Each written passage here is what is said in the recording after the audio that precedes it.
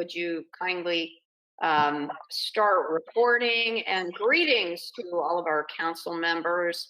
This meeting of the Interagency Council for Ending the Education Achievement Gap is hereby called to order. We have a tight schedule today, so I'm not going to spend too much time on opening remarks, but I do want to thank everyone for joining us today. I am very, very grateful for your service through this council, and I want to be, and I continue to be very excited about everything that I know that we can accomplish together. So we have a few updates since we last met. First, teachers are eligible for vaccinations, and we are looking forward to continuing to keep our schools open. In fact, I was on the governor's command call earlier today, and 97% of our schools are open for in-person, some in-person learning. 59% of that 97% are open completely in person, and the remainder are open with a hybrid model. Our State Department of Education has done an amazing job of prioritizing student and teacher safety and making sure to put the importance of student engagement first. So much so that our commissioner for the State Department of Education, Miguel Cardona, is now part of the Biden-Harris administration as the United States Secretary of Education. And we will certainly miss his presence and his perspective, but we are thrilled for him, and we look forward to future visits from Cabinet Secretary Cardona. And of course, as one door closes, another door opens. So we're very excited to continue working with Charlene Russell Tucker, who is now our acting commissioner for the State Department of Education. Commissioner Russell Tucker has more than 20 years of experience as a leader in education, most recently serving as deputy commissioner. So while she is new to this particular role, she is not new to us or to the very important work that we do through this council. She has worked closely with our office to coordinate our efforts in addressing the performance gap issues before us, and it is our pleasure to continue to have the benefit of her service. So congratulations, Commissioner Russell Tucker, and we are looking forward to continuing to work with you and have the benefit of your leadership. So at this time, I'm going to turn our meeting over to Kari Sullivan from the State Department of Education for an attendance roll call. Kari. Can you hear me okay? Hear me? So we're going to start with, I'm Kari Sullivan with the State Department of Education. We're going to start with the Connecticut State Colleges and Universities. I don't think they were here. I think there was a hearing today. Department of Administrative Services. Good afternoon, Doug Casey here. Department of Children and Families. Good afternoon, we're here. Okay, thank you. Department of Economic and Community Development.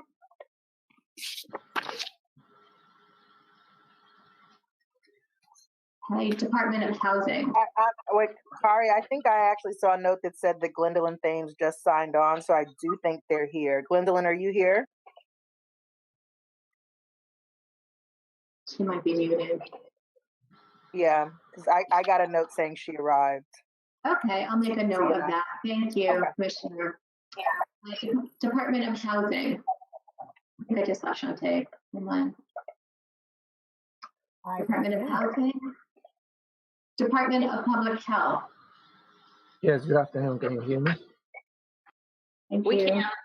Good. So this is Mario Garcia. I'm the manager of Public Health Systems Improvement and in the Department of Public Health. I'm sitting at this meeting for Commissioner Gifford, who is currently testifying before the legislature. Thank you. Thank you. Department of Social Services. good afternoon. Deputy Commissioner Kathy Brennan here. Thank you. The judicial branch. Hi, good afternoon. Patricia Nunez representing the branch. Thank you. Office of Early Childhood. Good afternoon, Beth By here from Office of Early Childhood. The Office of Policy and Management. Good afternoon, Holly Williams for the Office of Policy and Management. And the State Department of Education. Good afternoon. Thank you, Corey, and thank you, Lieutenant Governor, for that beautiful introduction. Thank you. A pleasure to be here. Hey, I just want to go back is Department of Housing. And Department. Deputy Commissioner, you're on mute, but I do see Deputy Commissioner Hanks speaking, but she's on mute, but she is here. Great, thank you. I just wanted to make sure she was here. And DECD. Hi, this is Deputy Commissioner Gwendolyn Thames. I was having some connection issues. I try to get on camera shortly, but I am here. Okay, thank you. All right. So I'll turn it back over to the Lieutenant Governor. Ari, thank you so much. We will now take a moment to review today's agenda, which should be on the PowerPoint. So we're going to start by opening the floor for updates on topics we discussed at our last meeting. We're then going to review 3 new subjects and result statements from the Achievement Gap Task Force Master Plan. We're going to look at housing. That discussion is going to be led by our Deputy Commissioner of Housing, Shante Hanks. Family engagement, which discussion is going to be led by our DCF Commissioner, Vanessa Durantes. And we're going to then look at inside the schoolhouse, the school climate and the achievement gap. And Commissioner Russell Tucker is going to lead that part of the discussion. For these discussions, we're going to follow the same format as we did in our October and December meetings, where we address each of the policy recommendations. We're going to be seeking input from other council members and take real-time notes as we share information. So don't be shy. I know all of you and I know you're not. We do our best work on this council when each of us is actively engaged and we're providing information. Please also be candid about any concerns that you may have with any of the recommendations. A lot has happened since the task force created its report, and we want to make sure that we appropriately address any changed circumstances, fiscal issues, or any other reasons why we might need to consider the recommendations from a new lens. After the review of the policy recommendations, we will discuss next steps, including the remainder of our 2021 meeting schedule. So first of all, I'll just ask is, do we have any questions about today's agenda? Okay, if not, we're going to move on to follow-ups from our last meeting. We last met December 10th, 2020, when we reviewed early care and education.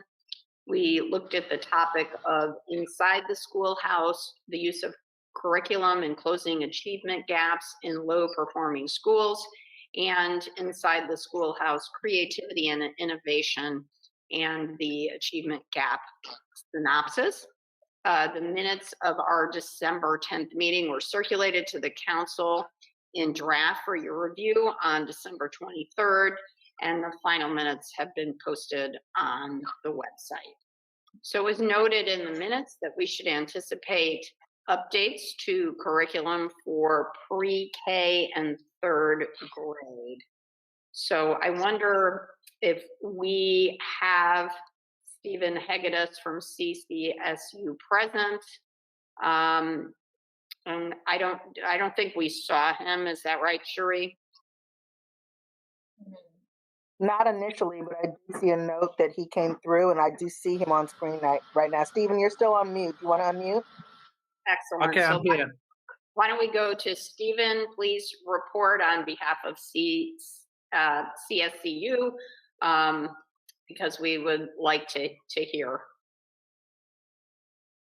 So we're preparing to present on the teacher preparation pieces in the June meeting, and I met yesterday with Sherry, and we're planning on addressing our recommendations with respect to that. So that's still a work in progress. We did submit some initial comments back last year, and they mainly focus on sort of updating where we are since the report was originally made in terms of either our statutory or regulatory requirements or our new national accrediting agency standards. So we want to be sure we're aligning any future efforts in closing achievement gaps with our external regulators and accreditors, and the standards that all teacher preparation programs are held accountable for in the state of Connecticut at the moment, and that's with respect to CAPE accreditation and other professional associations. So that's still a work in progress, and we'll present specifically on that in June. Great. And we also understand that the Connecticut University Center on Excellence in Developmental Disabilities received a 5-year grant from the Office of Special Education Programs to expand the content of early childhood associate degree programs and to revise the early childhood core to include knowledge and skills about infants and young children with disabilities in the coursework, practicum, and assignments required for that associate degree in early childhood. And that project is funded under a grant from the U.S. Department of Education, Office of Special Education Programs. Yes, and go ahead. Oh, sorry. I also just heard word of that as well. And again, I can get more further updates on that. We are at the moment nationally seeing changes in the early childhood professional association standards, and so there will need to be work done at addressing our curriculum in preparing early childhood educators in the future as well. Another point to that space, we are in the process of getting some legislation passed through, which is with respect to early childhood preparation, birth through age 8, that we feel needs to be addressed to address some of the inequities that we have in our system as well, that can further get, we believe, so that those are the very early years, and some of the problems that we see throughout our pre-K-12 curriculum gets further exacerbated over the years. So a consortium of them, which I lead with a colleague from the University of Hartford, and involves a lot of our community colleges, some private partners, and also community partners and parental engaged partners as well, are part of a consortium where we're aiming to work on that together. We did apply for a grant from a foundation. We didn't receive that money, but we're continuing to work together. So I think that's where higher ed is coming together to address some really systemic issues. We have good, strong partnerships in that space. Very good. Well, thank you very much, Stephen, for that update. And I will ask if anyone has any further updates on this topic or any other matters that we addressed in December. If not, then let's get right down to business with our first category of the day. So that is the results statement and policy recommendations. The first area is housing, and so we appreciate Deputy Commissioner Hanks for leading this discussion today. So I'm going to turn it over right to her, Deputy Commissioner Hanks. Good afternoon. Thank you, Lieutenant Governor. So I believe that I'm going to have some technical assistance here, and we're going to share the policy recommendations via the screen this afternoon. Yep, Kari Sullivan's going to share her screen with the slides. Great, thank you.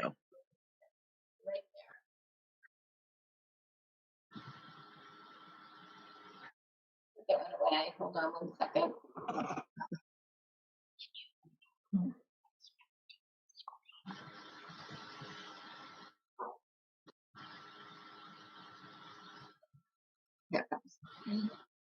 Okay. Okay? Great, thanks, Corey. Mm-hmm. Can you make it a little Okay. bigger so folks can see? Yeah. Is that bigger? If I'm as big as I can get it. Unless I put it, I can take notes on the side and put it into, back into, so it's display mode. And then I won't be able to type into it though. Whatever's best for other folks to see, and Okay, follow let me along. get this up. Okay. Mhm.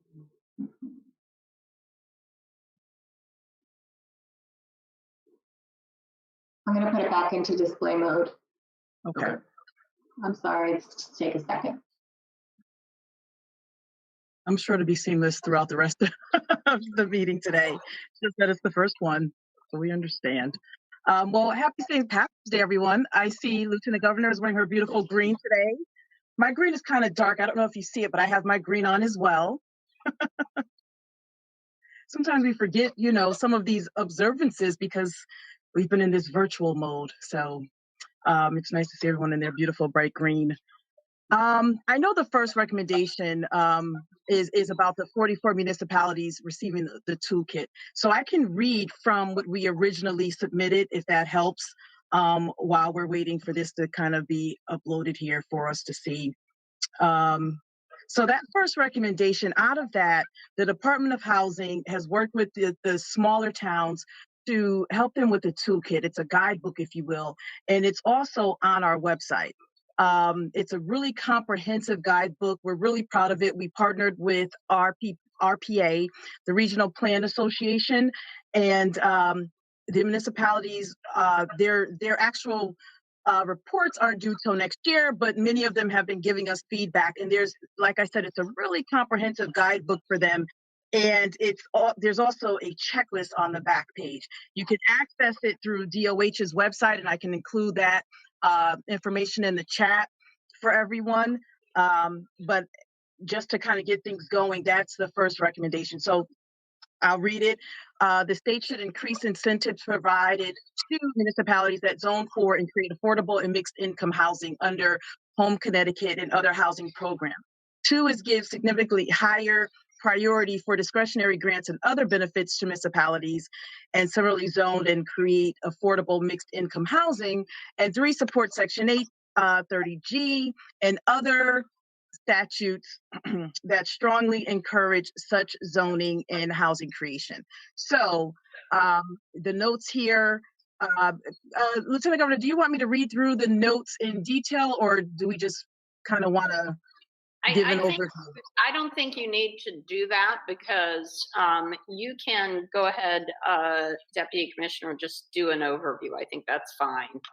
Okay, so as you can see there, I spoke to this. It's in bullet number, the second bullet on the right under note, where we've already rolled that out. And it was very successful, like I said, very comprehensive. And we've been working with the municipalities to provide them some technical assistance as well. So we can go on to, and really what's important to note is that technical assistance that we're providing is because we assessed what the needs were. There were many municipalities that had projects, they were kind of in the hopper or they were in their beginning to middle stages, but we wanted to help them get them to the finish line. So we thought that this would be much more helpful. And I'll speak more to that as we continue. So we can go on to the next slide, to recommendation 2. It takes a minute for the slides to advance. Oh, okay. So the next one, we changed our approach, and meaning the Department of Housing, to provide technical assistance during the early stages to assist municipalities to get them to the finish line. As I was just speaking about, we continue to support pre-development loans, and I want to emphasize loans because we expect to be paid back versus grants. And we're intentional with the work that we're doing with small towns because their development and assisting them with developing their ideas, we want to get them done. We want to get them completed. We don't want these, projects to kind of have these pre-development loans and ideas and nothing comes to fruition. It doesn't benefit anyone, to be honest. And so an example of this is we assist them in conducting feasibility analysis and environmental assessments, and we connect them with sister agencies when necessary, such as the Department of Energy and Environmental Protection and the Department of Transportation.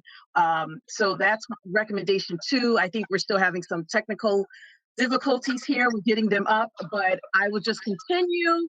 What we can do is send them, let's see. That's still the first one. We need the second slide. And we're also getting some feedback from somewhere. I don't know whether Nancy, I'm working on it. I'm going to turn off my mic. Okay. So I'm going to go on to recommendation 3 because I know time is always of the essence, and we have a full agenda. So recommendation 3 is regarding multifamily developments and transit-oriented developments. So we do have multifamily developments that we're working on currently, and there's several in the hopper, and we do partner with the Department of Transportation as well as the Department of Economic and Community Development on those projects. Number 4, let's see. This is mainly something that we partner, an issue that we've discussed with the Department of Education in the past and continue to. This one is regarding the developing initiatives that will improve access to higher performance schools for families using RAP certificates and federal Section 8 vouchers by including information about public school choice as part of a mobility counseling program, undertaking a pilot program to link vouchers and certificates to housing opportunities in neighborhoods with high-performing schools, and convening an interagency working group with the Commissioner of Education to propose new initiatives to better connect fair housing and the promotion of educational diversity and achievement. So our response to this was, as previously discussed, no avenue of assistance in bringing educational opportunities to the children of our state should go unexplored or underutilized if available. The department continues to promote the inclusion of information about public school choice as part of its current mobility counseling contracts. In addition, the department has recently made a change to its federal Section 8 HCV program administrative guide to allow the conversion of up to, at the time, 100 vouchers into project-based rental assistance for placement and housing developments in high and very high opportunity communities. The project-based initiative is expected, and it has been implemented. That this was this last fall, of 2020. And if successful, the department will look for the opportunity to expand its initiative for future similar projects. So this continues to be done, and it's been successful thus far. And we continue to collaborate with the Department of Education. I also want to add, while we're talking about this, in terms of providing stability and opportunity and for housing, we want to thank OPM Secretary McCall on issuing DOH 150 new rental assistance vouchers. DOH works with the Coordinated Access Network, and Commissioner Mascaro-Bruno has made this a priority. She continues to ensure that families in hotels and shelters, as a result of COVID, many families, as you know, were moved into into hotels as we decompress shelters. And so we received these additional vouchers to provide permanent housing for families, and the children of those families will receive services, and we've collaborated with the Department of Early Child Care and Commissioner Bai. So this is ongoing, and again, we want to thank Commissioner McCall because we have assessed, based on the CAN, there's 135 families that we could provide these vouchers for, and we have 150, so we wanted to have a bit of a cushion. And in that same vein, just this week, the Department of Education launched Unite CT, the Emergency Rental Assistance Program. We continue to engage as many stakeholders as possible because we want to get the word out. The portal now can be accessed via DOH's website, or you can go directly to DOH-UniteCT@ct.gov. And the phone number, and we'll include this information in the chat. The phone number is 844-864-8328.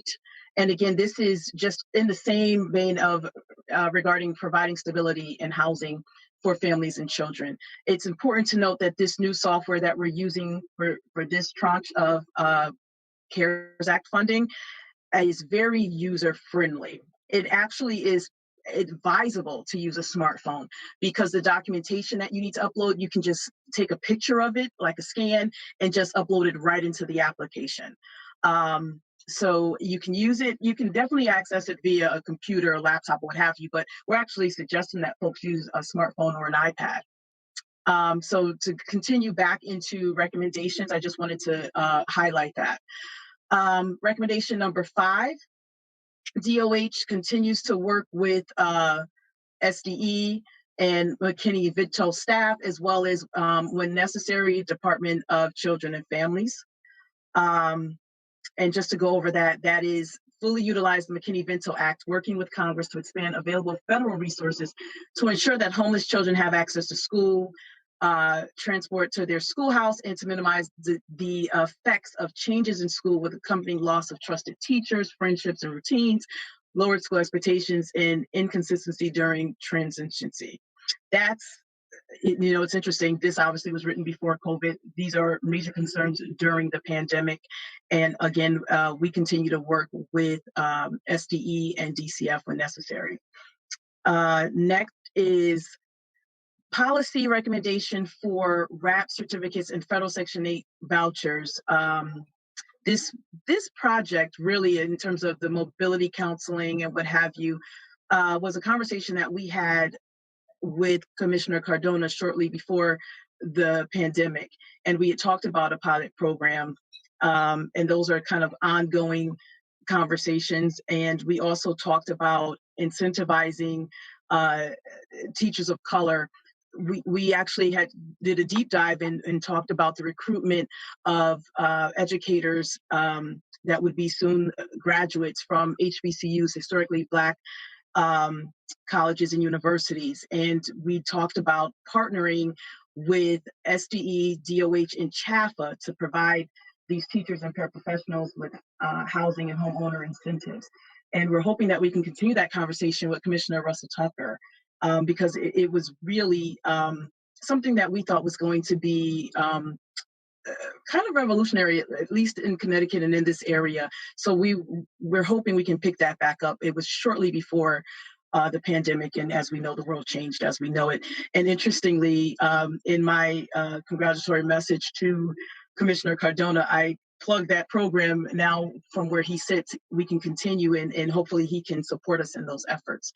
I know that this was not the way we expected to do this presentation. I would have liked to have gone slide by slide and gone over this, but hopefully we can still go back, and if you have questions, we can discuss the policy recommendations and then our positions. Deputy Commissioner, I have a question. Is that okay, Madam Lieutenant Governor? Oh, yeah, absolutely. And we're going to ask our Deputy Commissioner to continue to field the questions and lead the discussion on this topic before we move to Commissioner Durantis. So please go ahead. Yep. Shante, I have two questions to ask you. Okay. The first one is, you know, there's a bill out there in housing around landlords not excluding residents from holding family childcare homes. This is part of our effort to expand the amount of licensed high-quality early childhood in Connecticut.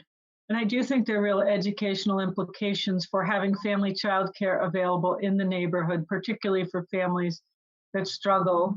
And if they're in our network, they get all kinds of support, and we work to get them accredited and to get them their CDAs. So I don't know if we want to add that. That was my first point. So I love that, Commissioner Bai, because that is indeed one of the recommendations, and is a bill that the Council on Women and Girls is supporting to try to expand daycare options and help with childcare. So I like that, and fingers crossed that that will get passed. But I think we should add that definitely Okay. to our points. Great. And so please I know you had another question. Well, the second one is just an awareness, which you may actually have, Deputy Commissioner. But there is a pilot idea in New Haven to take properties that are no longer, properties that have been abandoned, and work with banks and family child care providers to try to offer family child care providers a path to home ownership. Are you aware of this proposal in New Haven? I'm vaguely aware of it, and I want to say I sat in a meeting where one of the faith-based leaders in New Haven came in and did a presentation to the Department of Housing. So yes, in short. Yeah, my one thinking is, and it maybe it doesn't belong here, but as we're looking at the ARP dollars and looking for transformative ideas to help people who've been struggling, it does still have the educational piece where it's building. 43% of Connecticut is a childcare desert. Charlene and I work closely to make sure the early childhood standards match up with the SDE standards. We've done a lot of work, so it's all helping kids get ready for school. So we may want to just mention that here, but I don't, I think that all of us, as Charlene leads the education efforts and we lead our efforts, and Commissioner Mascara-Bruno leads housing efforts, let's not lose sight of this, because I think it's an important intersection. Well, and to your point, Commissioner, maybe what we should do is include an update on all of the federal child care funding that's coming through the American Rescue Plan that our Congresswoman Rosa DeLauro has been working very hard on, because that's going to mean some very big federal resources that come in addition to what we may do in our state legislature. So I think we should add that. Yeah, excellent. And I would just say that we're really lucky to have Charlene in the job, because there has already been a lot of collaboration. And I think the states that are able to leverage more than one agency and put one pot of dollars with another, being able to connect to local, state, and federal resources for those early child experiences, we're really excited about that. And if I could add as well, Lieutenant Governor, I just wanted to add, this is Charlene Russell Tucker again, and thank you, Commissioner Vine. And Deputy Commissioner, in the space for our students who are experiencing homelessness, that collaboration also is very strong. And I know I didn't introduce before John Frasinelli, who is on here. You're accustomed to having John here, but John oversees that work in that space as well. And we're making sure, even with our COVID resources, to ensure that our students experiencing homelessness are prioritized for making sure there's connectivity, making sure that they've got devices, and we continue to keep them front and center. As for all the reasons, Deputy Commissioner, that we know that our students in that space are challenged. And John, I don't know if you wanted to just add anything about our data collection information that we make sure that we have to inform our decision making. Yes, thank you, Commissioner. Yes, on the McKinney-Vento front, we have a staff member who's assigned to McKinney-Vento. We provide close to $900,000 in grants out there to support district liaisons in about 20 districts for homelessness, but every district is responsible to have a liaison to support students experiencing homelessness. We collect data annually, and districts are responsible for identifying students experiencing homelessness and report that information to us. And there, as you know, there are a number of supports that are required for students experiencing homelessness, including mandatory transportation and enrollment in school without any delay, regardless of a number of factors. So all of that is ongoing. Under COVID, we had some additional funds that we were able to actually supplement those grant awards in districts that needed some additional funds for that support. So that is happening. We're also targeting attendance liaisons on the district level with specific guidance and best practices on identifying students experiencing homelessness and providing them with supports. Not the least of which, as the Commissioner mentioned, are connectivity and device supports for those students experiencing unstable housing. So thank you. Thanks, John. I also, in that vein, what you mentioned, Commissioner Russell Tucker, I want to thank you and your team at SDE, along with Doug Casey, Lieutenant Governor. I couldn't figure where I was going to fit this in these recommendations, but you made a great segue for me. You may recall in our last meeting, I raised the issue of connectivity and ample devices available, in particular in some of our urban districts. And I met with Commissioner Russell Tucker. We kind of made what I call maybe a little temporary subcommittee, and we met with Superintendent Testani, and he, the superintendent of Bridgeport Public Schools, and he was really open to it and appreciated the support. And we also met with Doug Casey and his folks, because they did have data to support what's needed out there, how many devices are out there, and I'm happy to report that there are ample devices. It was just a messaging to the community that they understood how to access the devices, the opportunities to have free Wi-Fi if needed, and hotspots. So Superintendent Testani was really game. And again, he, like I said, he appreciated the support so much so that we had some evening meetings so that the community could have a dialogue and receive this information. So I want to thank you, because the impetus of those discussions were out of this meeting.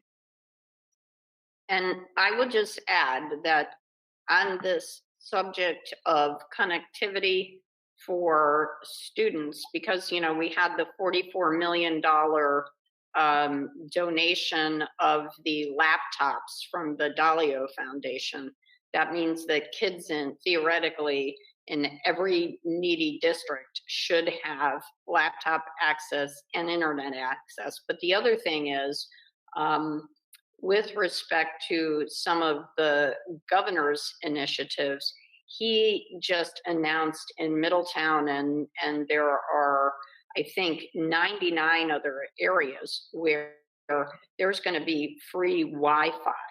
And that will be for all residents, but students will be able to, for instance, get free Wi-Fi outside of city halls, public libraries. So I do think that when we write this report, we should also be including all of these steps forward, whether they're administrative or legislative, that have to do with making sure that our kids have the online access that they need for learning. Indeed. Regarding, and I know we kind of went on a bit of a tangent, but it was necessary. Are there any other comments, questions regarding housing's policy recommendations? Excuse me.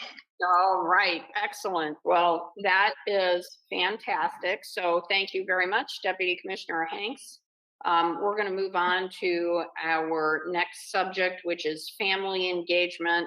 And Commissioner Vanessa Durantes is going to lead that discussion. So go ahead, Commissioner. Nice to see you.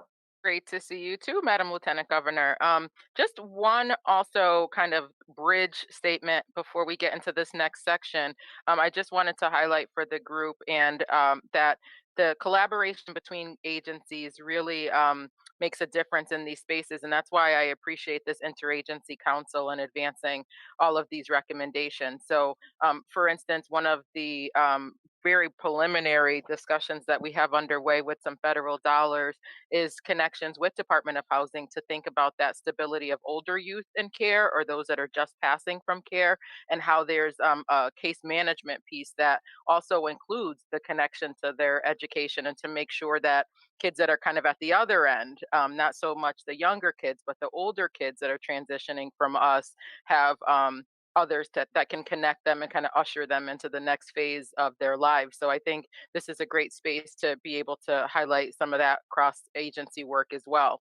The other piece that we will be sharing as part of the family engagement section is how we think about this in a lifespan. So you'll be hearing from OEC as well as DCF and SDE about these recommendations. And I would encourage any of the other agencies that are on that have any recommendations related to family engagement to also include those at the end or at the end of each of the sub bullets as we've been doing as we've stepped through all of these sections.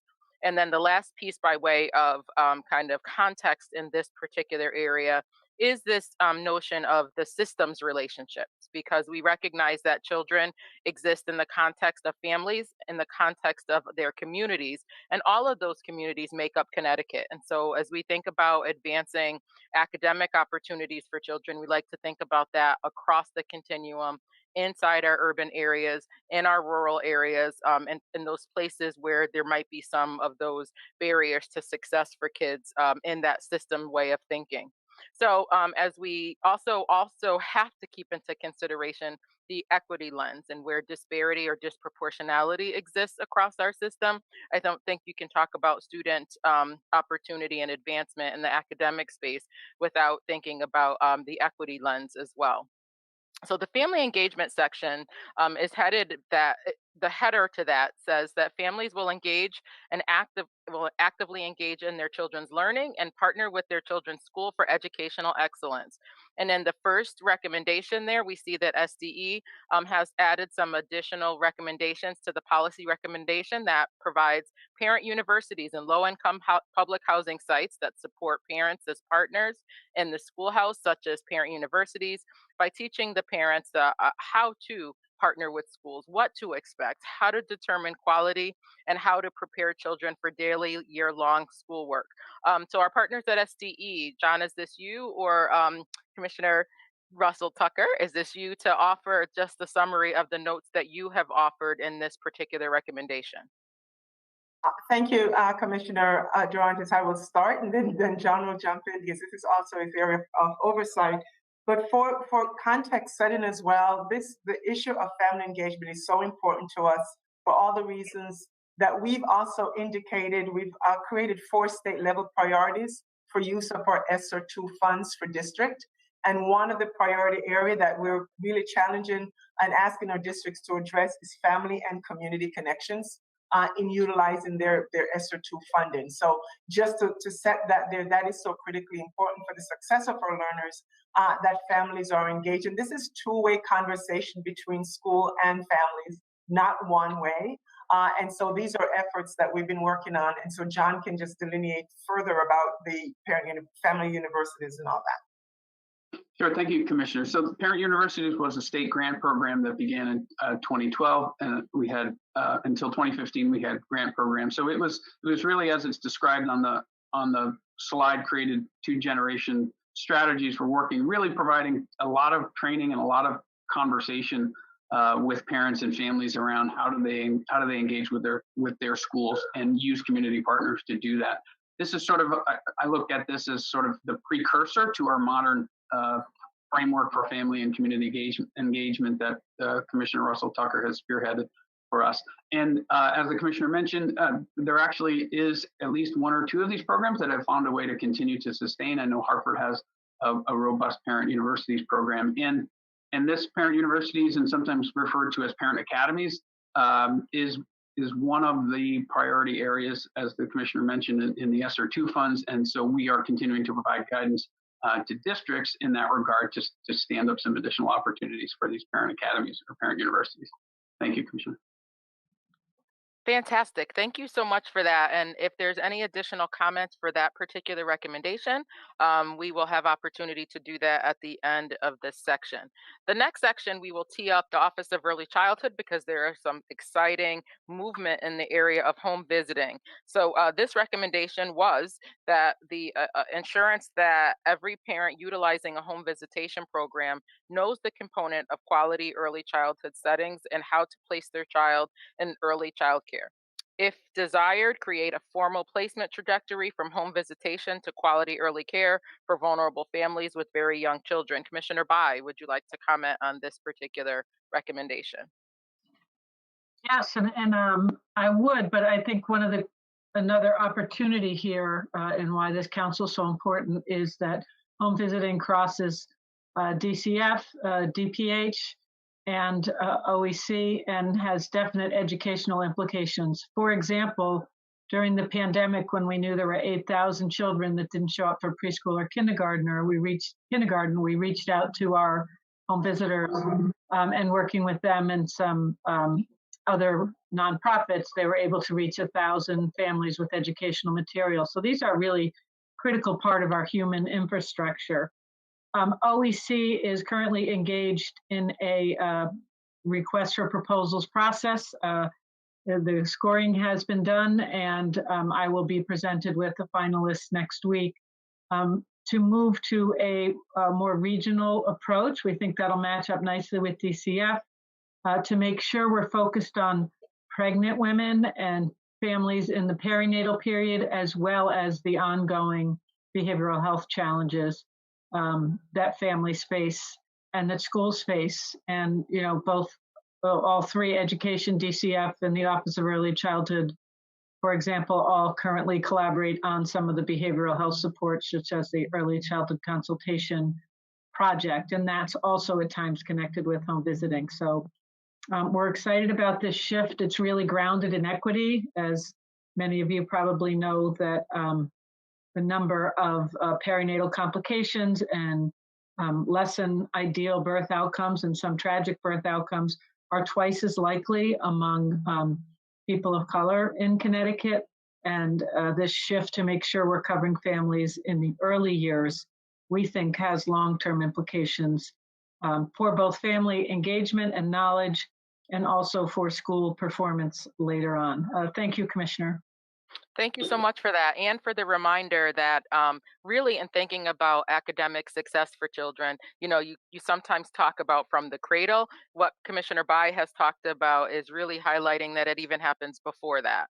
So thinking about the continuum in a very intentional way, I think is a way to not only build capacity for those home visiting programs, but understanding child development through those lenses that even happen and start before a child is even born. The next recommendation is about school readiness councils and parents' engagement plan to ensure that parents are partners in early care and education within formal and informal learning settings. If others have additional recommendations for that, you can either unmute or just indicate in the chat that you have something to add to that, and we can add it to that section. Thank you, Commissioner. I'll just add really quickly that there is a bill before the Education Committee that requires communities to have 25% of their membership be parents of young children. This is a big change and requirement, and OEC is ready to support councils with that, because often they say, well, we can't find parents, and we can't take that excuse anymore, because that's been going on for decades, and families do want to be engaged, but they also need to have the supports they need to be there. So I just want to say that's a big change, and also school readiness councils will be required to reflect the demographics of the children being served. So these are a couple of equity and parent engagement changes that are proposed in the legislature. So they're not true now, but we hope they're true soon. I think that's also a good place to comment about where we have those peer supports, where parents often may feel intimidated by a formal process, but having an intentionality about peer supports and other parents maybe a little bit further along the life stages that can kind of help parents who might be new to a particular grade or age level to really give them some support in those areas has often shown some successes. So I know SDE supports models like that of using other parents inside school buildings, and I know that OEC often pulls upon their alumni parents to build up that particular part of engaging newer parents in the process. So I appreciate the partnerships there. Moving on to the next policy recommendation is talking about engagement and ensuring that providers are trained in authentic family engagement to maximize partnerships with families and in learning. SDE has a couple of recommendations that jointly collaborate with OEC in this area as well, and I will turn it over to SDE for their comments on this. Thank you, Commissioner. I'll jump in, and I just also wanted to mention from the prior recommendation, you're exactly right, Commissioner Durantes, with regard to parents helping parents. We've stood up a series of family webinars. Those are webinars that our staff are providing directly to families. And we have hundreds of families who are participating in those. They're held on Tuesday evenings. And what we're finding is some wonderful interaction between parents in the chat, talking to each other and helping each other to find supports in their community. Commissioner Russell Tucker, did you want to jump in on that? It looks like you're turning your mic on. Sure, because it's so critically important. As we know, the learning environment has changed, and we also recognize that parents have taken on some more responsibilities right now, and as the different learning models are occurring. So that's why we basically decided to stand up a way to talk directly to families from the department. And even said, I think upcoming, John, there's one on social emotional well-being for them, for families. Because we've heard from families who said, I feel like I'm failing my child because I'm not able to do X, Y, and Z. And so there's stressors there. So we've determined that we will support that. And we have, I think it's Dr. Ketter from CCMC that's going to be doing a workshop for us about well-being of the adults who are taking care for our children at home. So just want this group to know that we are really focused on that effort around family engagement, but it's not just about leaving it to our districts, that we're stepped in to say, what can we do from the state agency level as well? I think that's great, Commissioner, because we often think of the individual families or the individual schools, but as we lead state agencies, you have to think of the macro implications for system involvement to really bake in those things that foster the authentic engagement with families.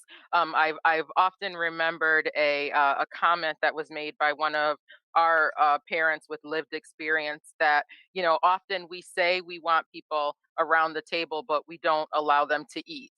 And kind of using that metaphor to say, how do you provide the tools to at least level the power differential in these settings that will allow for parents to feel comfortable and engaging to their own child and the greater good of all children in school settings, no matter what age group that is. So moving from this policy recommendation, we move down to the next policy recommendation, which is about within Alliance and Network schools, creating incentives for community school family strengthening and engagement plans.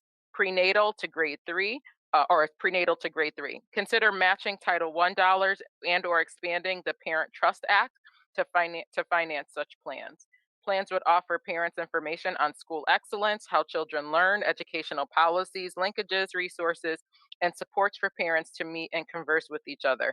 SDE concurs with that recommendation and will continue to sustain and develop it. Anything additional? Oh, it looks like there are a couple of things that SDE had to add to this particular recommendation. John? Thank you, Commissioner. And I want to acknowledge the collaboration and coordination with Commissioner Bai and her agency. Through the Parent Trust Fund, the Office of Early Childhood has also provided close to $300 to $300,000 to support the Parent Leadership Training Institute, which is a critical, one of the critical models in supporting parent leadership and work to train parents around this work. So that's a continuing opportunity. We also operate a number of after-school programs, as you know, and speaking directly to the equity issue, we have close to $100,000 in federal after-school monies, and eligibility for those programs include only those schools and districts with at least 40% of their students eligible for free and reduced price meals to make sure that those dollars are going in that way. And again, family and community engagement is a very high priority for the ESSER funding as well. Thank you for that, John. Moving right along from this recommendation is one that's near and dear to my heart, and that's building fatherhood audits into birthing hospitals, home visiting programs, and early care settings to reflect on how fathers are welcomed and brought in as as partners for a child's optimal development. Fatherhood audits have been launched in our state through DPH, and several significant gains in system change with increased participation among dads. We know that there is a lot of work happening in our state through the Connecticut Fatherhood Initiative, which DPH, DCF, and a whole host of other agencies are a part of. And so we can enhance this policy recommendation with a few comments. I'll first go to our representative from DPH if you have any additional comments to make as to the enhancement of this recommendation, and then to my partner in government, the Deputy Commissioner Williams, to just summarize the addition of the fatherhood comments in this space that DCF has offered. So DPH. Thank you, Commissioner. This is Mario Garcia. Well, we don't have any additional comments at this time, but I'm bringing this up again to the attention to our programs in the case that they can provide us additional input. But that's awesome. Thank you so much. Deputy Commissioner Williams.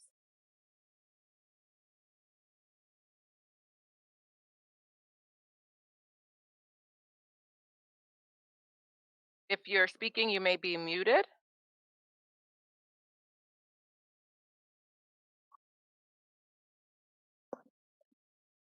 It seems there may be some technical difficulties there, but I will add, though, that DCF has developed robust fatherhood programs through our Department Fatherhood Engagement Services, which really speak to active case planning involvement through dads and the services that strengthen positive parenting skills. They provide intensive outreach, case management, and services, and a 24/7 dad parenting curriculum that we have stood up.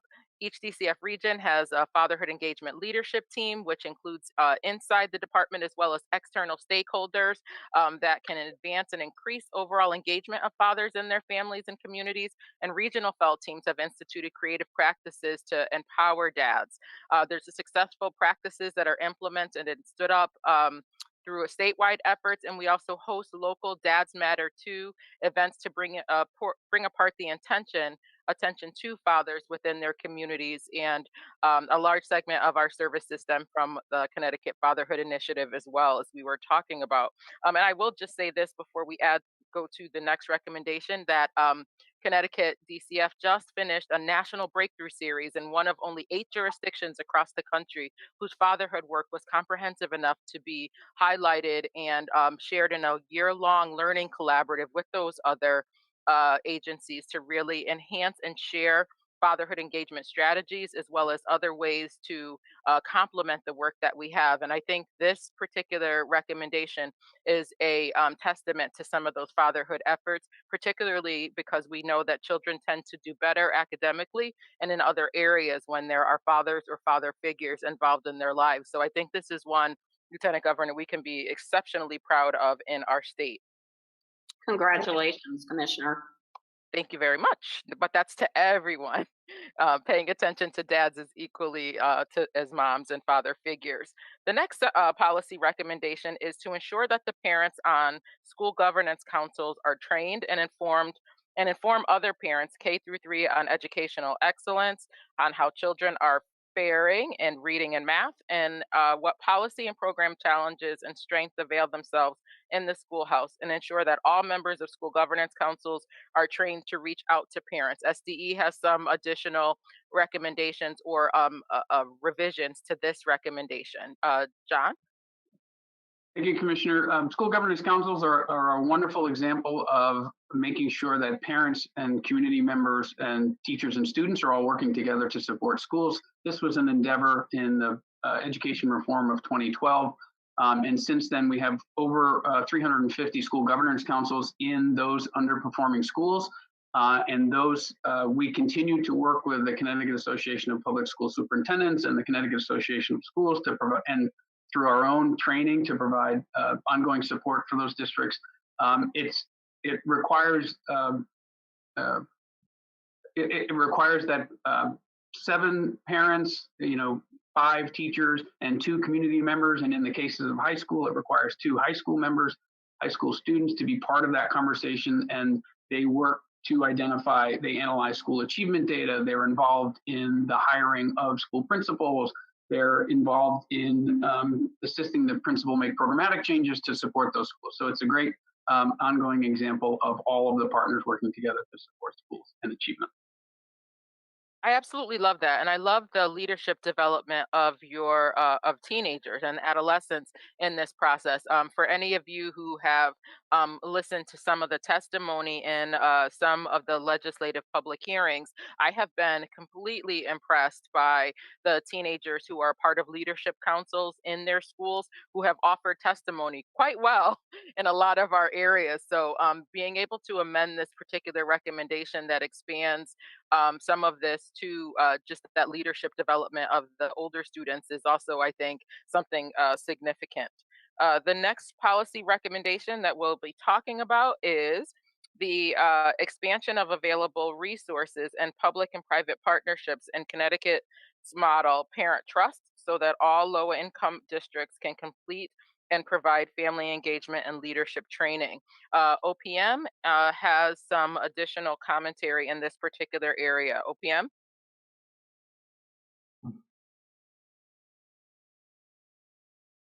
I was wondering if I could offer a comment to the last slide, but I didn't know how to hold. I was just physically holding my hand up.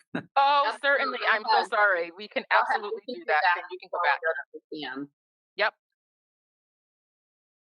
I'm sorry, I had a technical issue there signing in. Can you just repeat your lead-in very briefly, Commissioner? My apologies.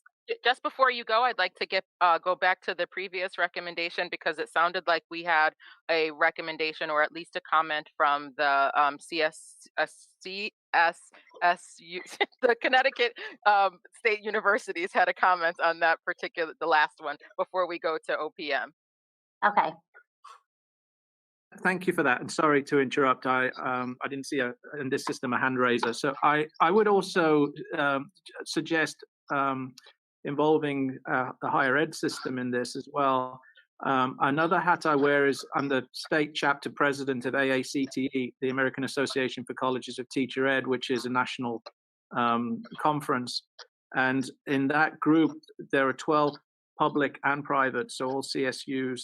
4 years, and some of the privates are involved in that. We've just been taught, we had the CAPS executive director, Fran Rabinowitz, join our group just last week. We've often partnered closely with them, whether it's advocating for certain programs that overlap with K-12 or whether it's working together for other ways where schools and universities connect. And we were talking about a future conference maybe which would involve PTA so they can we're engaging not just the leadership in schools, the leadership in higher ed, but also the leadership in family parental engagement as well. So they know what we're doing, and we know what the challenges are. So it's a very early idea, but I would just like to suggest including that group if you wish, because I think it makes those important connections through higher ed. It certainly does. And I think that even just giving it a placeholder will allow for us to expound upon it further if the policy recommendation needs to be refined a bit more. So that was certainly there's not an interruption here. So everyone on the council, please feel free to kind of just flag us and let us know if there's areas you'd like to add in each of these policy recommendations. So thank you so much, Stephen.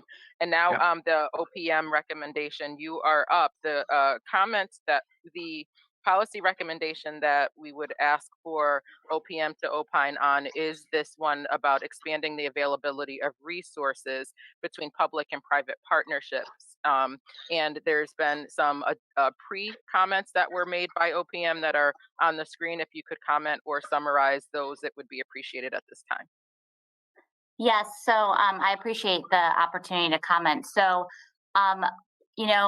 as other members have stated, a lot of this work started pre-COVID, and so we are constantly looking for ways for public and private partnerships to join resources together to meet the needs of Connecticut families. And one of the things that we've learned now walking through the pandemic is that if we're able to successfully partner with, our private sector businesses and also nonprofits, then we're able to, leverage their expertise and reach out to families. So we're continuing to evaluate ways that we can do that effectively. We don't have any specific initiatives that are on the table right now, but we're continuing to evaluate it as we roll out our pandemic response. We can Thank you so provide some additional follow-up after that. But I think you raise an important point, Holly, and that is, as we develop these recommendations and we kind of move them along the continuum, the council had established these policy recommendations pre-pandemic, and there have been a lot of things that have been illuminated during this last year. Some things that we can carry forward into life after COVID, other things that will just be a point in time. But I think what you've raised is an important way to at least examine those things that have risen to the surface over the last year. So I appreciate OPM's weigh in on this particular category. When we move to the next policy recommendation, we look to utilizing existing structures and policies to enhance family engagement, such as family resource centers, community family centers, family programs and housing projects, parents supporting educational excellence, and other model programs and initiatives that see parents as assets and partners in their children's education. We have some commentary from SDE and then following that from DCF. Thank you, Commissioner. And I would just say that certainly family resource centers are an example of that work, but as we consider family engagement from the department perspective, and actually from all of our agency perspective, it really is in every corner of the state, whether it's family resource centers or after school programs, boys and girls clubs, working with districts to learn what authentic family engagement means, making sure that parents are part of the conversation, making sure that parents feel welcome. So at every opportunity in any and all of our grant programs, whether that's the Alliance District grants or whether that's our turnaround office grants and other certainly our Parent Trust Fund, and all of those opportunities are we are embedding conversation around family engagement and how districts can do an elevated job of making sure families are engaged in their kids' education. Thank you for that from SDE. I will add that DCF added a portion of the recommendation here to include a quality visitation center that we have currently out for RFP, and it's the department is interested in creating 6 quality parenting centers located throughout the state to support parents in their contact and positive interactions with their children while they are in state care. We're trying to move our language, particularly around the contact between a parent and their child when their child is in state custody, from visitation to strengthening their relationship, because that's actually what it is in terms of how you can build up a parent's capacity and also reinforce to that child that the parent is still very actively involved in their lives. We've also decided to be able to do this by building on the existing capacity that we have in some of our therapeutic group homes, since Connecticut has successfully moved away from an over-reliance on congregate settings,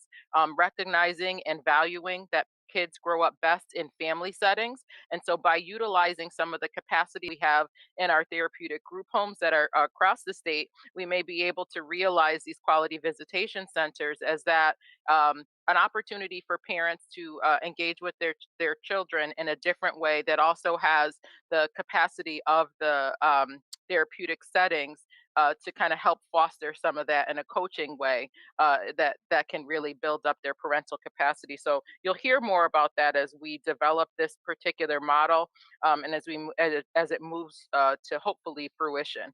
The next policy recommendation is about assuring the current lead program. Oh, I'm sorry, the current lead program. I can't do that on an academic conversation. I can't misread that. Assure that the current lead program working with school leaders on leadership includes leadership as families as partners. Wait a minute, we are talking about leading here. We are talking about leading. Let me start that over. You had to correct yourself on that one. I sure did. I'm actually going to look at the paper that I have here because it expounds upon that a little bit more than what it has on the screen. It's the assurances that current lead programs work with school leaders on leadership with families as partners, and that the lead program is currently in the talent office of SDE. SDE administers the Parent Trust Fund Grant, which is a parent leadership training program aimed at providing the health, safety, and education of children by training parents and civic leadership skills and supporting increased, sustained, and quality parental engagement in community affairs. SDE, would you like to comment on the LEAD program? You know, we just love acronyms too in education. But the concept here is, as we talk about family engagement, and I think that's the beauty of all of us around the table, is that what does it mean? What does it look like for implementation?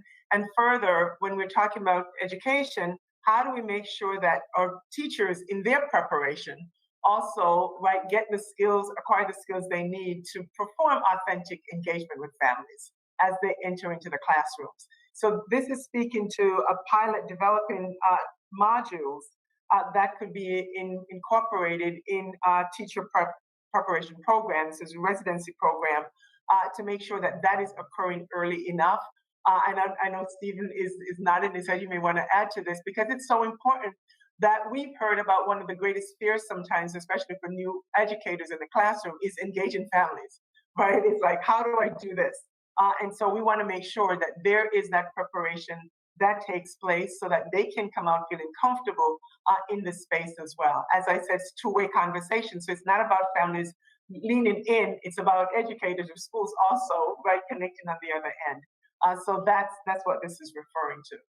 Absolutely. It's kind of leveling the power differential for children to succeed. You know, both partners in this have to feel like they have an equal and targeted response to improving the academic prowess of their child. And so I think you're exactly right in building up the parental capacity, but also building up the educators as they learn to how to engage parents to actively involve in their child's education.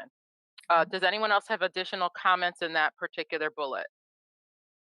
Since it's speaking to a specific program, I hear none, and I'm going to move to the next recommendation in the interest of time, and that is again lifting up the issue of family engagement plans in schools, written in school profiles to assess trends in quality and family engagement, ensuring that existing public school requirements for school family compacts and policies are enforced and evaluated. SDE has some concerns in this recommendation and maybe will offer some alternatives. So SDE?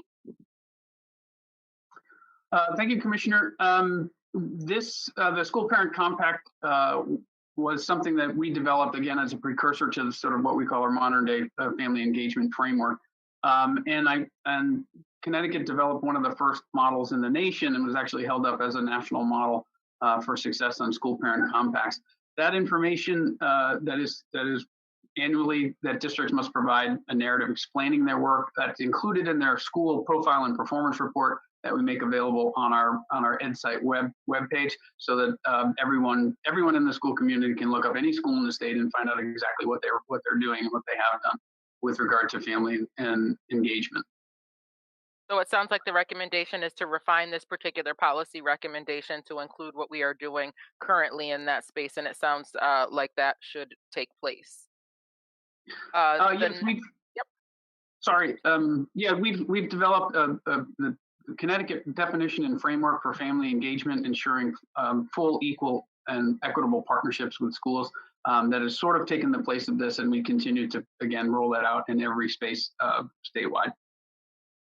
I think that's great, and because it certainly enhances what this original recommendation kind of spoke to, where it shows the evolution of this recommendation in real time. The next recommendation speaks to teachers and administrators preparing programs that should provide opportunities for students to gain competency in family engagement. SDE has some additional development of this particular policy recommendation as well. So similar, Commissioner, to the previous discussion on those modules for development and deployment for educators is referenced here, and so we continue to build that out. That's fantastic. We're moving right along to the next policy recommendation, which has to do with encouraging and incentivizing school districts to develop district-wide programs that support family involvement in participation, or in partnership with community agencies and family resource centers. SDE concurs with this recommendation and offers some additional commentary that you see listed on the screen right now. The next recommendation is to allow up to 2% of Title I funds to be used to support parent involvement programs as is federally recommended. The Title I funds can be used to hire family and school coordinators and can help the school to develop family-friendly school climates. SDE does convene statewide meetings to address any professional and family school liaisons involved in their Friday cafes, which is a peer-to-peer learning network to promote best practices. I was summarizing those last two for SDE, but if you'd like to add any comments, you can do so as well. No, you did it quite well. That's great. All right. And those liaisons are convened on that Friday Cafe, which stands for Community and Family Engagement, to make sure that we're understanding best practices and engaging families. During COVID, we've added something called Thursday After Hours, which we had heard from teachers that they would like to be part of that conversation as well. So since teachers are working during the day, we've convened a similar program at night for teachers to learn from those best practices as well. Thank you, Commissioner. That's excellent. And if nothing more is inviting than a cafe. So I think that's a clever use of acronym in that particular area. The next recommendation is to ensure that schools and school districts include parent engagement as a key component of any strategic plan to improve student achievement with shared vision and interaction between parents, teachers, school administrators, and school boards from pre-K through to high school. SDE continues to concur with this recommendation and in fact has commissioners roundtables for community engagement and education, and will continue meeting quarterly. Commissioner Russell Tucker, anything more to that? Because it sounds like it implicates you to continue something that was started. And actually, I'm so thrilled because I started it. And so, but just to give context, we've learned how critically important family and community engagement is. And I've always thought about if the agency needed information from superintendents, we had a group, or from school administrators, we had a group. For all these groups, and I sat back and said, but what if we need to hear from families? Or what if we need to hear from communities? How do we do that? So at the time, proposed it to our then commissioner, who accepted. So we really stood up a roundtable for family and community engagement in education. And it's a group of major constituents, including parents and including students. And it's about us being able to hear from them, not so much that we're able to talk with them, but we want to hear where they are, what issues or concerns, and it's to inform the department and also our State Board of Education around issues around our comprehensive plan for equity and excellence. And believe me, they're not shy to let us know exactly what's going on. And we have a meeting, I think, John, that's coming up very soon. And we really have really great conversations with them and hear from them. So I'm thrilled to be able to continue it in this role because it's so critically important that we're doing that. It allows us to bring in other partner agencies as well as issues emerge into those meetings. And so we're really thrilled to continue to keep it going. Excellent. And evidence that you can speak something into existence. That's awesome. The next policy recommendation requires local boards of education with school governance councils to review, assess, and improve upon parent involvement and engagement policies every 2 years. The SDE has offered some additional amendments or changes to this particular policy recommendation. SDE? I think this is a continuation of some of the conversation we've already had with regard to school governance councils. I think the importance of this recommendation is continuing to remind local and regional boards of education that those councils are in place for a reason, and those duly elected members, whether they're family members, community members, and teachers, are part of the conversation on managing what we commonly refer to as underperforming schools, but what we like to refer to them as is improving schools. So that's great because I think it now gives us an opportunity to really refine and build out some of the recommendations that were made in the previous iteration of this plan. The next policy recommendation is to ensure that all activities and policies to engage parents, school governance councils, parent universities, family civics are aligned and coordinated across districts and within schools. SDE concurs with that recommendation. The next policy recommendation is the creation of a map and access points for parents of parent information and ways to be involved with schools. SDE, you have something additional to add to this particular recommendation?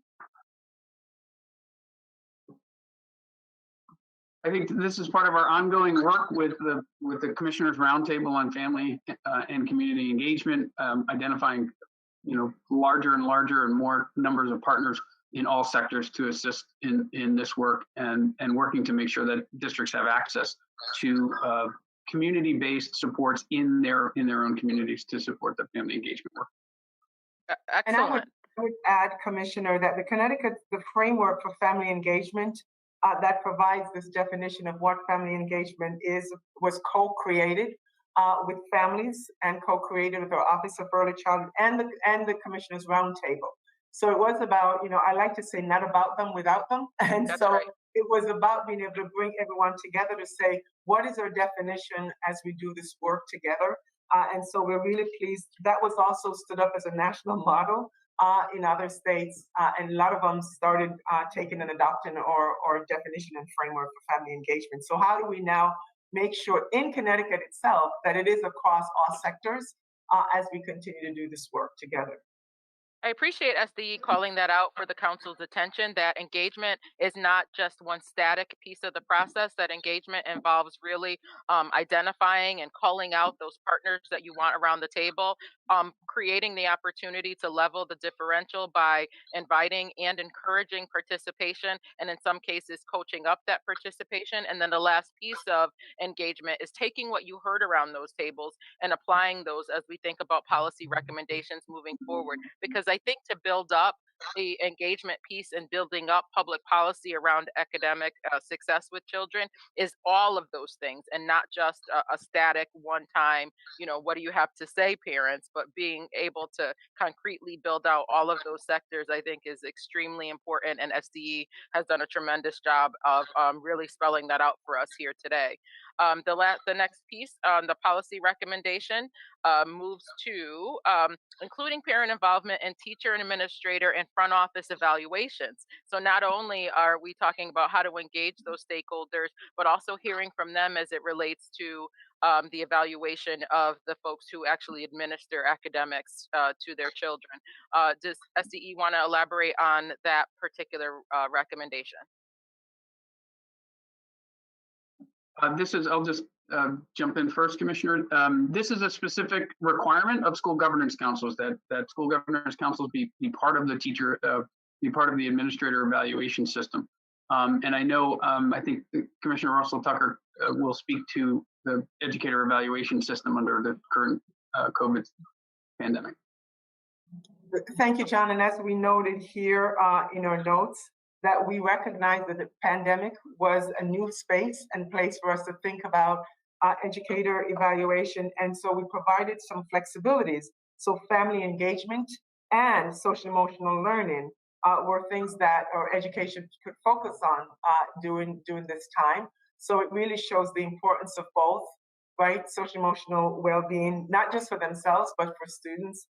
And also to think about the family engagement piece of that. And so we have stood up in a lot of webinars in both spaces as well, not only family engagement, but social emotional learning. We will share with you and maybe send out to this group. We put together 7 ways that SDE is leading SEL so that everybody can know and see where there are points of connection, because we're really, really pretty proud of that. And we included the flexibility for educator evaluation as a part of that as well.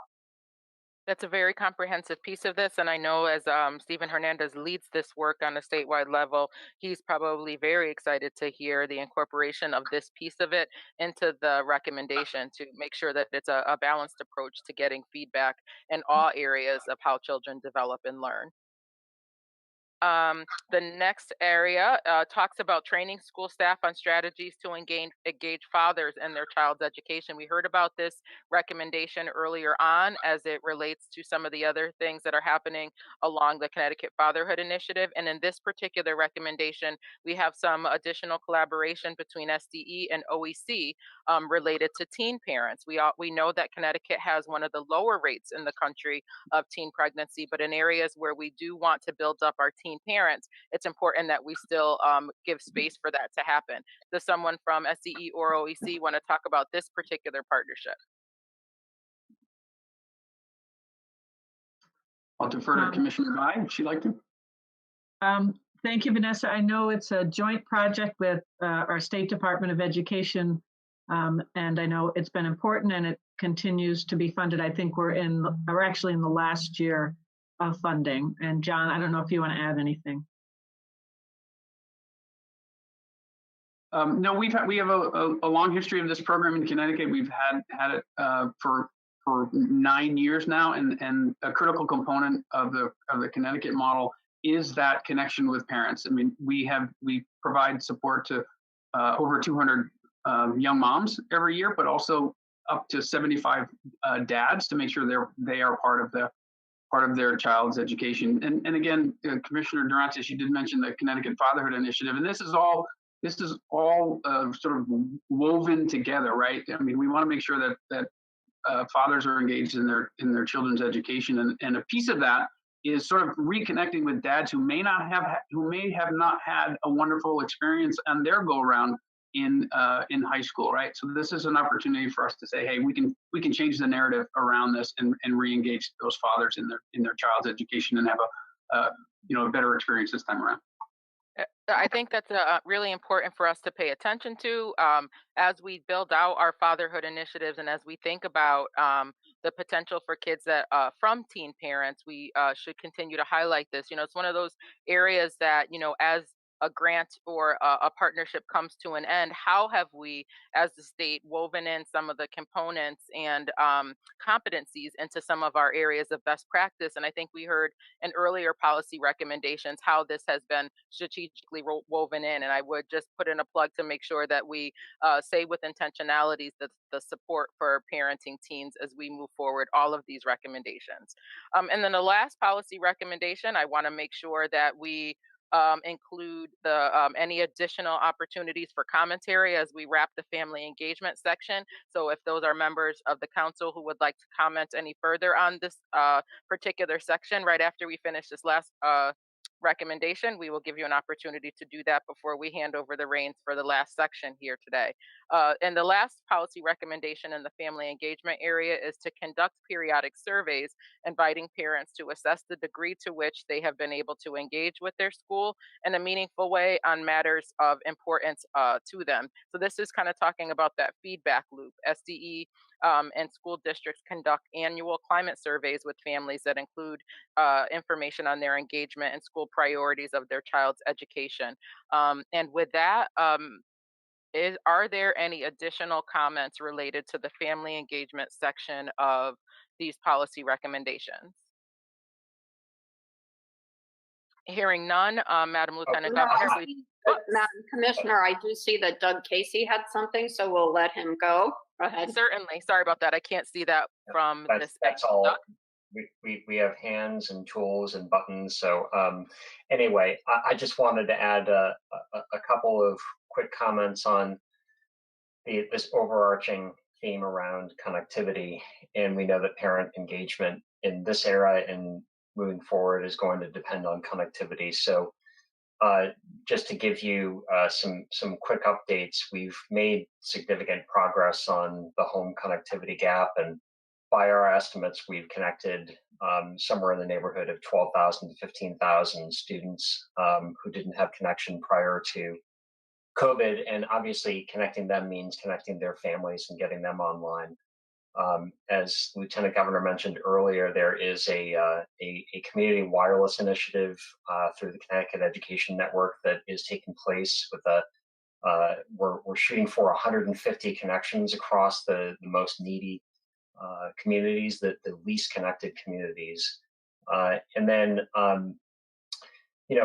as we're looking at sustainability, which is super critical to this, both the emergency broadband benefit as well as the expansion of E-rate will provide federal funding to get families online into the foreseeable future. So this is, for those of us who follow this closely and are really concerned about questions about sustainability, making sure that families have every tool to stay connected, this is really, really promising. So Carrie, I can send you some links and details for the notes later, but I just wanted to share this encouraging note from Washington that it looks like we are going to have some really good supports. And then finally, and again, I'll share the link and details later, but we conducted a survey in January of our school districts, really as a touch base to find out how they were doing with working with the Everybody Learns funds to connect students at home. And this is just a warm endorsement for the great work across agencies that's taking place through this group, which is to say the recurring theme was family engagement and family supports is the ticket to making sure that those connections get fulfilled and that students are engaged in remote learning. So again, lots of detail behind everything that I just shared, but it's words of encouragement and sort of long-term sustainability for the efforts that are going on here. So thanks. And very timely, Doug. I'm glad you had an opportunity to share that, because that to me reflects the how of the engagement. We've talked about all of the multiple layers of family engagement. DAS's contribution here is really emphasizing how we keep children and their parents engaged in a way that not only speeds up their ability to stay connected in their academics, but in all of the other ways that we've heard that will bring us beyond the pandemic, and not just as a tool to kind of help us navigate the last 12 months, but how do we look to use technology moving forward beyond here? That's how you make sure these policy recommendations have sustainability beyond the current and present moment. So I don't know if there are others. I can't see from the view that I have here on my screen, but if there are none, I can turn this back over to Madam Lieutenant Governor for the next section. Great, thank you so much, Commissioner. I don't see any other comments, and I do really want to stress that I'd like to see us finish by 3 o'clock. I do have a hard stop at 3, so if I disappear, I'm going to nominate Commissioner Russell Tucker to continue to lead in my stead, because I just want to make sure we are fulsome in our discussion. So with that, Commissioner Russell Tucker, thank you so much. Thank you, Lieutenant Governor, and thank you, both Deputy Commissioner Hanks and Commissioner Durantis. All right, so here we are. Thank you for that. Moving into the last piece of this on school climate. All students learn in a positive school climate, and all the respondent agency for all these policy priorities are the SDE. So I will do this with John, and certainly stop if you've got questions for us. That would be great. I'd also add, Doug Casey mentioned the connectivity, and we've all talked about that. And I mentioned the priorities for the state level ESSER funding. And there's 4 state level priorities. One of the priorities is remote learning, staff development, and the digital divide. We were cognizant that just placing the technology or the devices needed something more, or in addition to. And so we've talked about making sure educators have the requisite training that they need to feel comfortable in that remote learning space, but also for our families. So that they can make sure that they understand how to interact with these remote platforms as well. So again, just wanted to pull that out as a priority as we go forward. So the first policy recommendation here for climate was the School Climate Committee should use the school climate assessments and school-specific data on bullying to create school-based climate improvement plans to help to address the issue. And Commissioner Durantis mentioned that the SCL Collaborative, that's in statute, and I happen to be one of the tri-chairs of that body, which is really great partners around the table. that we can address the issues. And one of the requirements there is the development of a school climate assessment and plans, and we will certainly be working in that space as well. CSD is developing a resource document on free surveys and assessments and checklists that's available. There's no shortage of those kind of artifacts developed by a lot of our national centers, and we certainly will be looking to those, see what works for us in Connecticut, and making those available. I don't know, John, you wanted to add anything else, or if there are questions on that, or we can keep moving. No, just that, you know, under the recommendation, this is currently happening. Certainly the department provided some sample surveys when this came out back in 2015, and districts, I can say districts are very intent on utilizing assessments, not only with students, but with families and community members, driving the climate conversation and continue to update their plans accordingly. Thanks, John. The other policy recommendation was about developing social emotional learning programming or models. And we've done, as I mentioned to you before, there's a document that we developed in 7 ways that we're leading SEL. And one of the things that we've done is a statewide scan. We wanted to get a sense of what kinds of programming or approaches are used in districts. And so we engaged in that work and waiting to have that available so that we can share. And we also were beneficiaries of a SAMHSA grant, Project Aware. It's a student mental health, mental wellness grant. And we're really pleased with DCF as a partner that we applied for that grant and we're successful. It bought us like 1.8 million per year for 5 years. We're really thrilled with that funding. And what's unique here, this funding is in 3 districts in the state. It's Naugatuck, Wyndham, and Middletown. But you know how sometimes we get the grant and then it just ends at the end and nothing happens? But we're really working intensively to make sure what we're learning from these 3 school districts, right, it's kind of, we turn around that, right, and into what we can do across other systems as well. So we're really thrilled to be able to have that available. I don't know, Commissioner Durantes, if there's anything you'd like to add to that, but I am just thrilled with the partnership that we have in that space, that we can learn from those 3 grants so that we can make sure that we use that across the state. Yeah, no, I think you're right. It bleeds into some of the other aspects of our children's behavioral health and really thinking holistically about social emotional learning, and not just in those dedicated areas, but just where that overlap happens if you kind of picture a Venn diagram. So I think that's right. Perfect. The next policy recommendation is still climate related. Districts should revise their climate improvement plans, sent to FDE every 3 years, and to incorporate best practices and be able to develop high quality school climate assessment instruments. I know John was on the very front end of this work, and that work is continuing. We just hired a consultant specifically to work in this space. John? Yes, so that is ongoing. This was a recommendation again at the outset of this at the task force planning, and we did provide sort of the school climate assessments out there, and this is continuing. School climate is kind of a moving target, right? The definition of school climate continues to change, and Connecticut is always on the forefront in adapting the definition and supports for school climate accordingly. And this I know is part of Commissioner Russell Tucker's leadership in the social emotional learning and school climate collaborative as well. The other piece that I just wanted to mention is again, as Commissioner Russell Tucker is leading the ways in which the department is leading on social emotional learning, we are just about to launch this spring a social emotional learning assessment for students. This will be rolled out in 30 districts this spring, and what it does is have an ongoing determination of how students are coping with self-reliance and how they're adapting emotionally, and that's going to be huge. By the time next school year rolls around, we will be implementing it or making it available, in any case, to all districts in Connecticut. So that's a wonderful opportunity for districts to continue to measure how they're doing and how students are doing.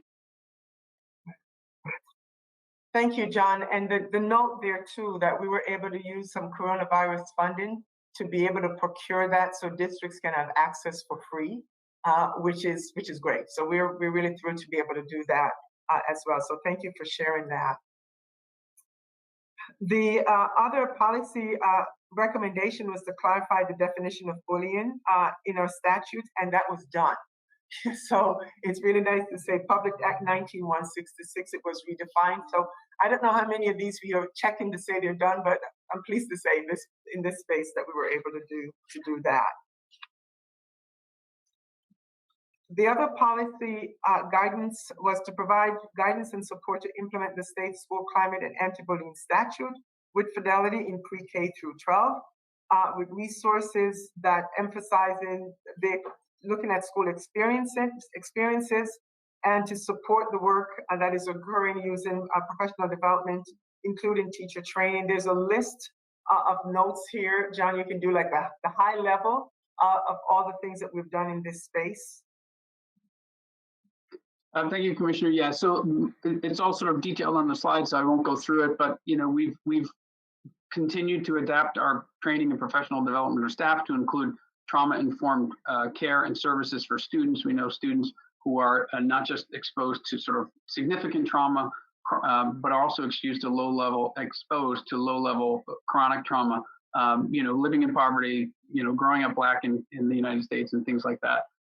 We continue to adapt and work with our partners to provide those. A number of the assessment we mentioned, providing professional development on everything from restorative practices and moving away from punitive exclusionary discipline with regard to expulsions and suspensions is a huge effort of the department to make sure that, and the numbers are going down. In the last few years, the numbers of students being suspended and expelled are continuing to go down, so that work is ongoing.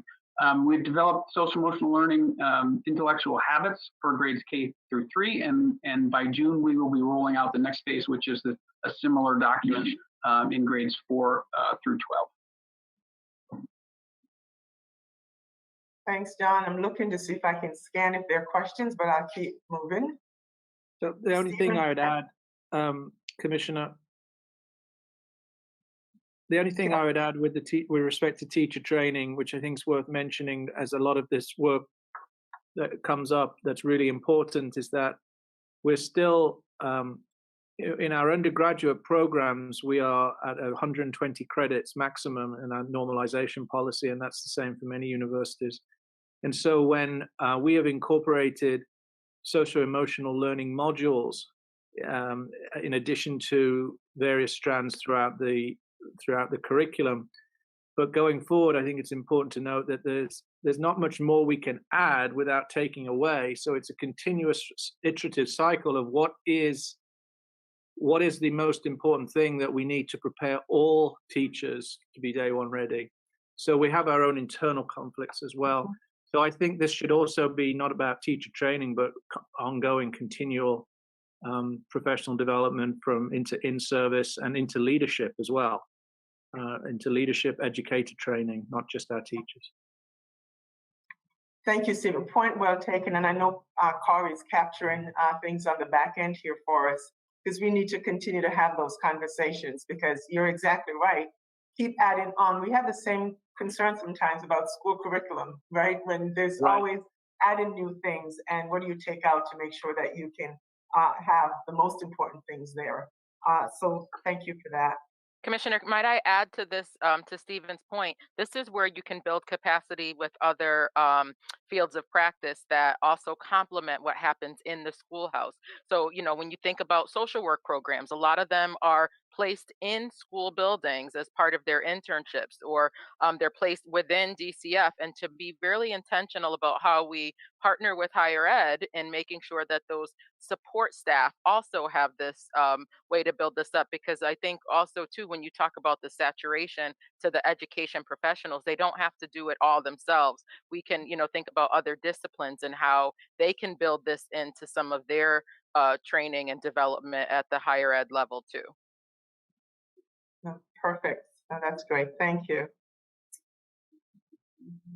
The next policy consideration is using a strategy around, and specifically call out our underperforming districts and schools, and they're using the climate assessments to identify and create connections between student, classroom, school district, and community and external resources. This is the strategy inside and outside the schoolhouse doors and kind of how you build those together. And districts do conduct these assessments with their students and their families. And we continue to work with making sure resources are available that can be used in that manner. And frankly, it's all schools, right? We're talking about improving climate in all our schools and not only in those that we have concerns about performance with.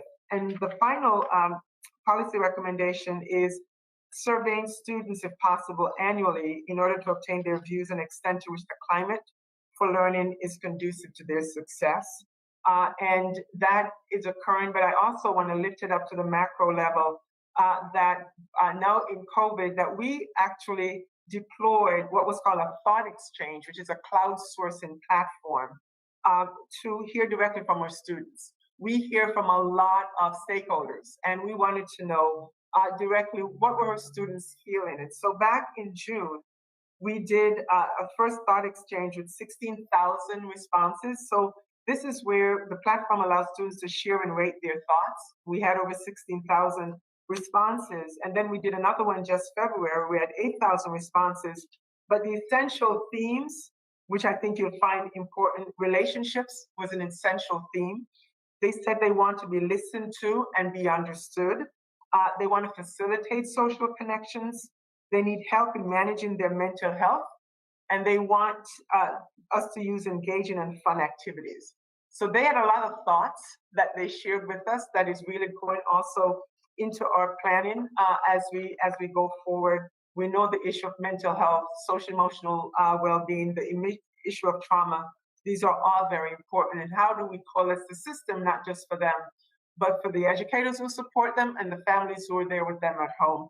And we're continuing to make sure that those voices loom large in the work that we do, and that is truly is informing our efforts going forward. So that was the last policy recommendation, Lieutenant Governor. I think we may have hit our time here. I don't know if anyone else has other thoughts to share. Kari, I think that is it, right? That was the last one.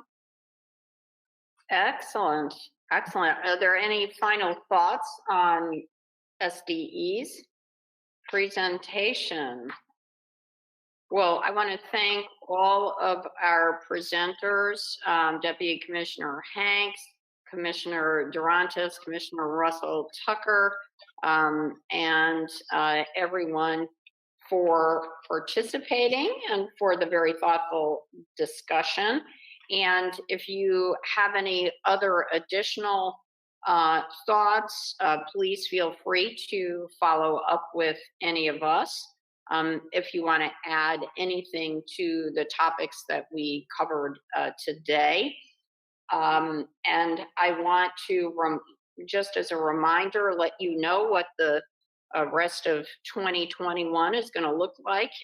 You see that the remainder of our schedule will be meetings June 23rd from 1 to 3, September 22nd from 1 to 3, December 15th from 1 to 3. So please make sure you put these meetings on your calendars. For purposes of the June meeting, let me say that we are going to cover 3 topics. They're going to include insider higher education, leaders that close the gap, administrator preparation and development. The second is highly effective teacher preparation programs. And then the third topic is going to be principal and teacher hiring and retention. So if anybody has any suggestions for guest speakers, please contact us, because we want to make sure that we are having the best and the brightest help us with our work. Another reminder that we need to provide an annual report to the legislature, and we do plan to circulate a draft of that for your review prior to our June meeting. When we circulate it, please do review it and let us know if we've missed anything that you think is important to highlight. So before we adjourn, does anyone have any comments or any questions? Go Huskies. Oh, absolutely. As Commissioner Bai may just say that the women Huskies continue to lead. We just love that. Perfect for Women's History Month, and they're busy making history for us here in Connecticut. So Paige was named a first team All-American today, so only the third freshman ever. Awesome. Very exciting. All right. Well, ladies and gentlemen, thank you so much for your participation. We will adjourn and we'll see you June 23rd. Thanks, everybody. Thank you.